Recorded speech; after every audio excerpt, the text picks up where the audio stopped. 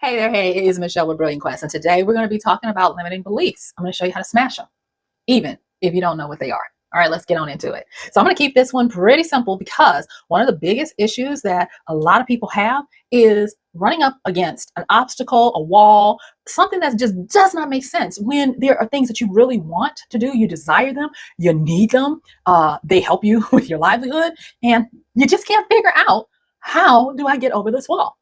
That's a pretty good sign that you're dealing with a subconscious limiting belief. And you guessed it, 9 times out of 10, you don't even know what that belief is.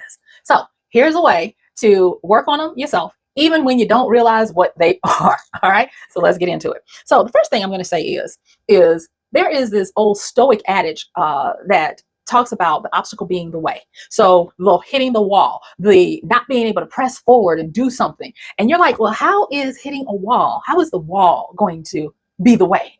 And what I want you to do is just for a moment, come back. And I want you to look at what is the efforting, what is the action that triggers the wall. And for some people, you're going to be like, that's easy. I do this and then this happens. For some people, they're going to be like, I don't know. And if you're in the latter where you're saying, I don't know, I want you to conjure up the feeling of what it feels like. And I don't want to plant a lot, but I do want to give you examples. So when I say conjure up the feeling, if you don't know the particular action, a lot of times the feeling is going to be around confusion, because a confused mind does not move. It cannot. It doesn't know what direction to go into. So it can be around confusion. It can be around fear.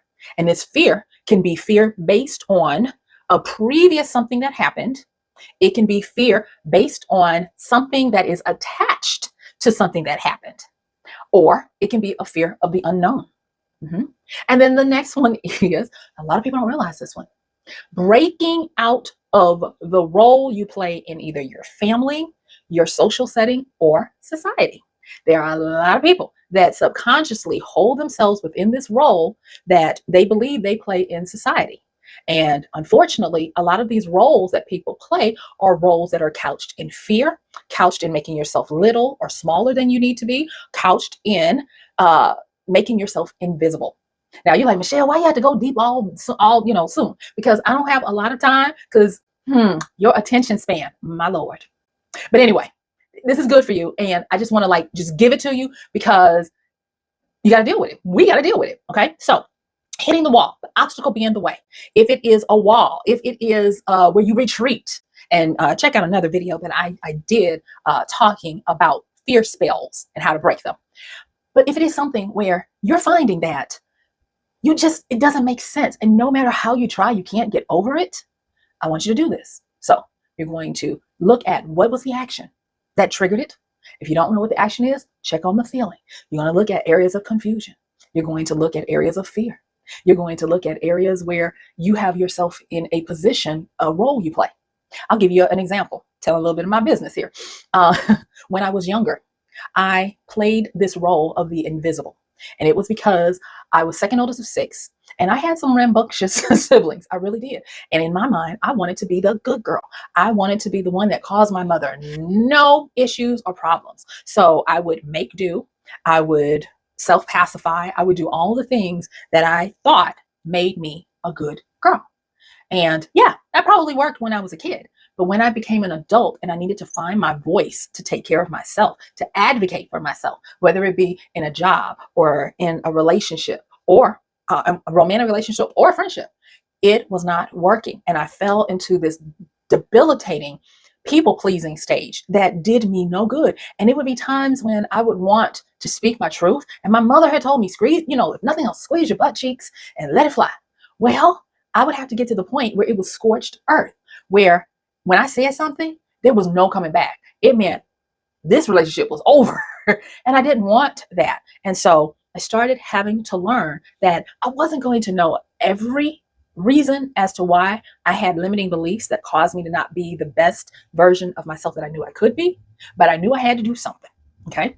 And so just by starting to get to the point where I learned, you might not have to know what the limiting belief is, but it gives clues. Start looking for the clues. That is why you are getting these shortcuts that I'm giving you, instead of having to spend 10 years in therapy. Okay. So the obstacle is the way.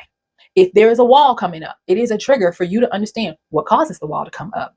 What kind of feelings? If I don't know what the action is, what kind of feelings? And number 3, is this a role I'm playing that I no longer need to play because it no longer serves me? Those are going to give you 3 shortcuts to get that.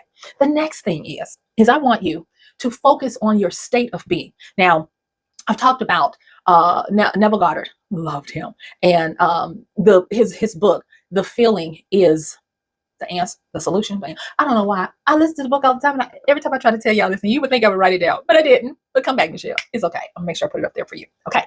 The feeling is the secret. That's what it is. The feeling is the secret. And for Neville, he was putting this out in the 1940s through the 1960s. And so for them, feelings did not have the same connotation as they have 80 years later. So the feeling is really the state of being. So it would be the being is the secret, meaning that you are that. And when you talk about a state of being, there's no wiggle room. You either are or you aren't.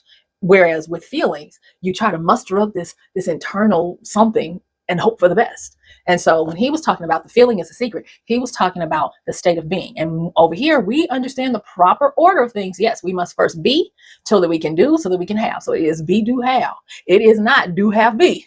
And understanding feeling in the context of trying to feel something would put it out of order, where you would try to do the feeling so that you could have the thing, so that you could be the person, to do this. And so we're going to keep it in order. So that's the thing, understanding that the feeling is the secret, meaning the feeling is the state that you must erect, that you must establish, and so that you can have the accomplishment of it. So when you're smashing limiting beliefs, remember, when you're hitting the walls, when you're starting to see the areas and the obstacles that limiting beliefs are causing in your life, we talked about those 3 things that I want you to do. The next thing is you're going to get into a state of being. And this state of being is going to be one of accomplishment. What does it look like for you to be that person who has accomplished the thing that you've been trying to do? What does it look for you to be that person who is that successful, accomplished person who has done the things that you want to do? Okay. So based on that, you're going to create a little tidy list of first experiences that you can do out of your state of being to get success and small wins. Now, y'all know I'm a big proponent for getting the little small, quick wins. And this is another application of it. I'm not telling you that you have to accomplish the big thing, but what is the first thing that you need to do? For some people, it might be opening the door to the closet that you got important stuff that's crammed in the back, but you got all this other stuff that you got to get out of it. And that closet could be figurative or literal. It could be a real closet, or it could be a figurative closet. Opening the door could be one of your quick successes. So I'm talking about minute successes here, but you want to get a little tiny list of those things that you can do to start the forward momentum. And the reason why you want to do a little bitty tidy list is because these obstacles are going to come up. But the obstacles are not here to get you to stop and turn away as you have been, or as we have been. The obstacles are truly the way so that they can show you or direct you to the limiting belief that must be updated, changed, eradicated, destroyed, whatever you want to call it, which works for you. But that's why the obstacle is there. It's not there to keep you impeded from your goal. It's there to be like, ha ha ha. In order to have this goal, there's some things you got to take care of. It's kind of like when you're trying to input something in a field on the internet, and they're like, and you press next, and they're like, you got to fix all these errors before you can go. That's what the wall is. That's what the obstacle is. And by doing these little bitty things, what happens when it tells you that? You go back and you look for the little red, and you put that in, and you take each one of the little errors that it's told you, you put it in, and then what? It lets you move forward. All right. So I came up with this little 3-part, succession plan to help you to start smashing your limiting beliefs. So here we go. All right. So the first thing is the objective of this is to develop more experiences and actions that help you to build your confidence. You see, courage builds confidence, and you need to be confident to have courage. They're kind of like, yin yang of each other. But one of the things that you can do when you're trying to work with smashing your limiting beliefs so that you can get past this stuff is to have courage to take action. That's why I said start off with the small, quick ones. And the more you do with experience and actions that you take, the more you get evidence that you can do this. You see, small wins build up to you having the confidence to do bigger things. And the way we're going to do that is by the 3 A's. Okay. And the 3 A's, 3 A's, 2 A's and an E. Forgive me, y'all. You're going to attract, accumulate, and earn. Okay, so I couldn't think of another A, but all right, so here's your pathway.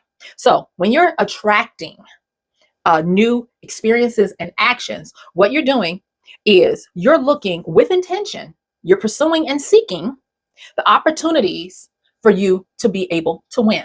Now, what I mean by that, and the reason why it's called attracting, is because when you're doing your small little wins, from the feeling part of it or the state of being part, those are obvious. Those are little things that you can be like, okay, I know I can do this, I can do that. But there comes a time that you're going to quickly get to where you're going to hit this kind of like additional wall where you're going to be like, I don't know what to do next. I need help, those types of things. That's where the attraction comes in. That's why it has to be with intention that you pursue and seek the next stage. If you skip over this and you try to continue to do, you're not going to make the leap to get to the momentum of what you're doing. You're going to be spinning your wheels, doing little things that turn into busy work that trick you into thinking that you're making forward progress when you're just spinning your wheels. You're just wasting your time. Ask me how I know. Okay. So you want to attract. Now, in the attraction stage, you're still doing your small little wins. You're still taking little definitive actions, but you are actively, with intention, seeking and pursuing what the next course of action is that gets you more momentum. This is important because the next stage after you attract is to what? Accumulate. And when you are accumulating, this is where your experience starts to put in the work to grow. And that is why you can't just continuously do the little small wins. Especially if it's something that's big enough to give you some resistance. You want to take bigger risk. You want to take bigger movements. And that causes you to get progression.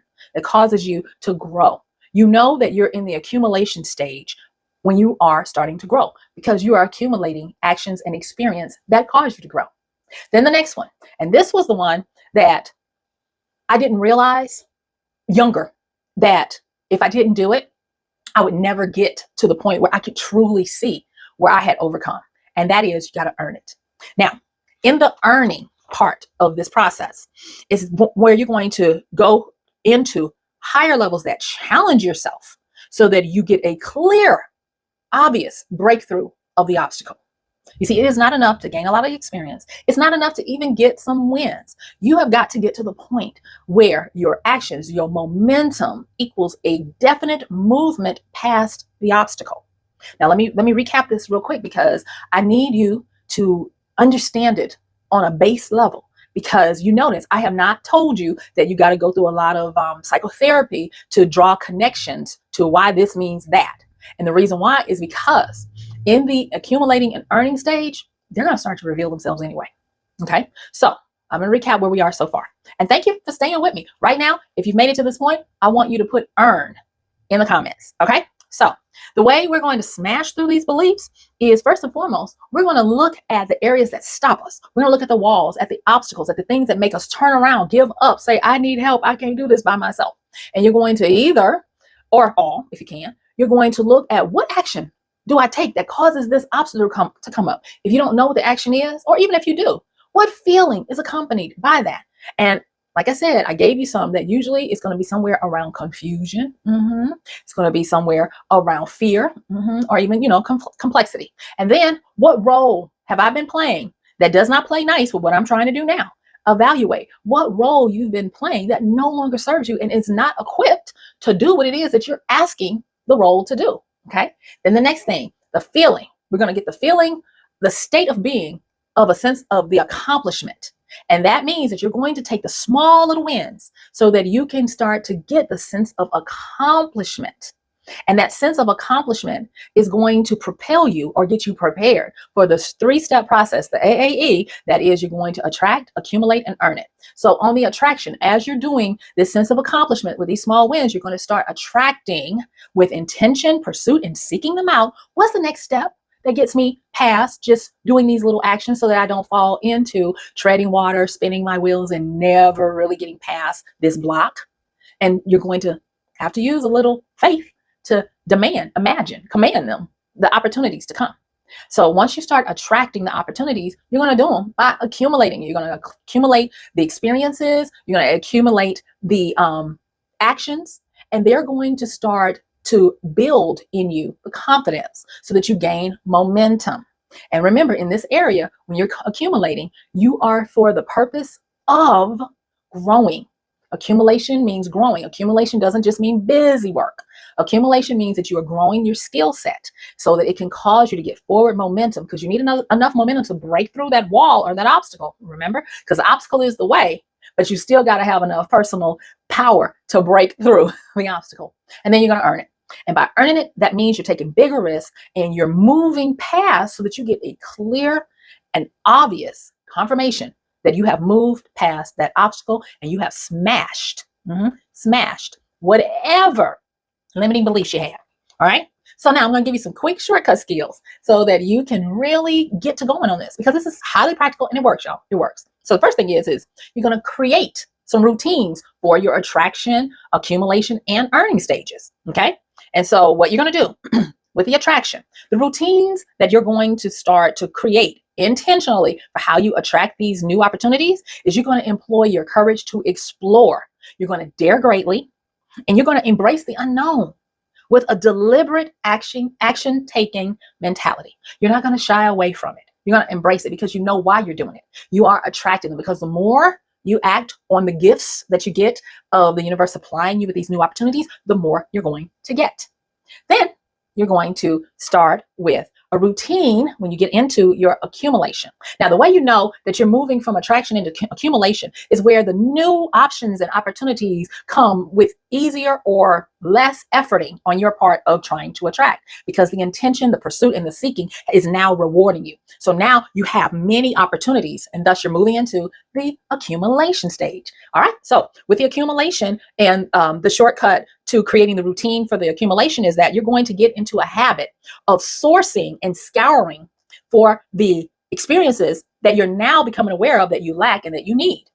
When you start attracting and doing stuff, it's going to become self-evident of what you're lacking and what you're needing to get past this obstacle. And so those are the experiences you're going to start scouring for to start doing, because it's about the accumulating of experience. The next thing is you're going to collect. Now, this is the thing, and I'm sorry, you guys, my allergies. This is the thing that, excuse me, was revelatory to me in the accumulation stage. And that is, you want to collect evidence that you are being you're growing.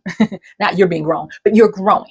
And that habit of looking for evidence can be something as simple as, okay, I did that. What did I learn?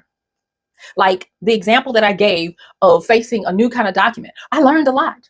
I, now have a new awareness that they were making it harder than it seemed. And this is what they were really talking about. And so, I jotted it down. But I know that when I'm accumulating this experience and these skills, that I have to pause and I have to, with intention and certainty, figure out, what did I glean from that? What did I learn from that? Because you're collecting the evidence that you are qualified to get past this obstacle.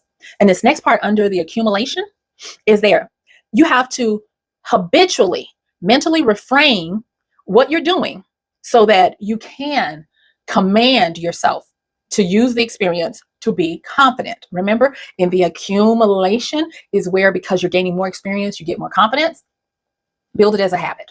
Okay, so then the next one under earn, with the habits that you're going to do under the earn, is that you're going to take calculated risk. That's going to be your habit based on the momentum of action. You're going to make sure that when you're earning it, don't forget what you've learned in the attraction and the accumulation stage. You're going to press forward to take on bigger experiences, and you're going to earn the help and support of others as you're doing more. So let me repeat these. So the shortcuts to being able to successfully do the AAE, which is the attract, accumulate, and earn, is you're going to start building some habits. And here's the shortcut to the habits. So under the attraction, you're going to build a habit of exploring, daring greatly, and embracing unknown but deliberate action taking. Embracing the unknown and taking deliberate action taking. Under the accumulation, you're going to scour for the experience that you are now being made aware of that you lack. You're going to collect evidence that you are currently growing, and you're going to mentally reframe how you look at the situation. so that you're able to convert your experiences into confidence. And then under earn, yep, you're going to take calculated risk based on mounting actions that you have gotten from your attract and accumulation phases. And you're going to press forward to take on bigger experience. By doing this, you're going to develop a habit of being able to reach out to earn other people's help and support so that you can do even more.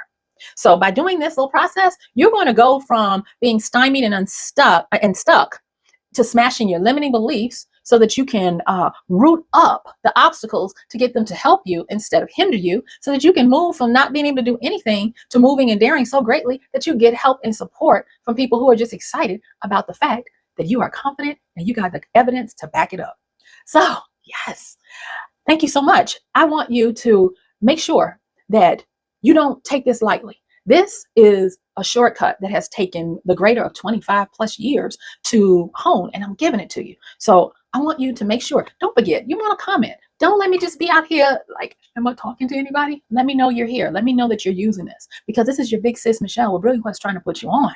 Okay, so don't forget to check the links in the description, like, subscribe, share, comment, ring the notification bell for when I have, more videos coming up, and go on. Yep, you know it. Go on and watch this next video in the Brilliant Quest journey. And I'm going to talk to you sooner than later. Bye.